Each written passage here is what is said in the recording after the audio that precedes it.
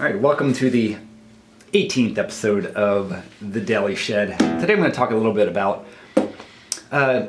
increasing the strength of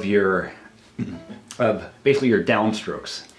And this really comes into play, especially when you're doing some flamenco moves like the rasguedo, like that.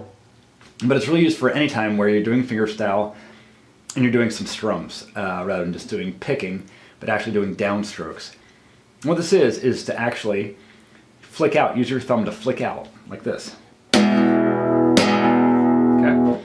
So I'm talking about, just doing a strum down, say you're finger picking, and you want to do a downstroke like that. This is where this comes in, because you really want as much power out of this as you can. And when you do get to flamenco kind of thing, you want to build up the muscles for downstrokes, basically. So what I do is I'm just resting along my thumb and flicking out like this. I'm just playing a simple E chord. And try to hit all 6 strings if you can, just to get the full reach, the full extension. Do it with your middle finger also, ring finger, and even your pinky. Yes, even the pinky. We do use this finger occasionally.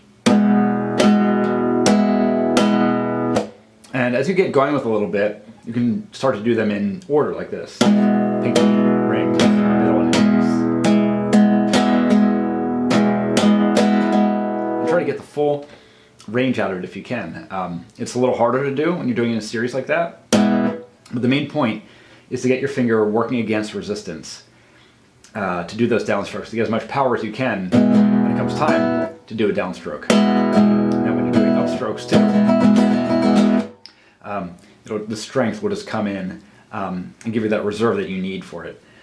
So give that a shot.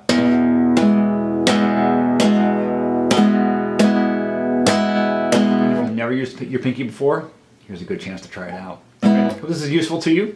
Yeah, try it out and just try to get that big sound. All right, let me know any questions or comments you might have, and as always, thank you for watching.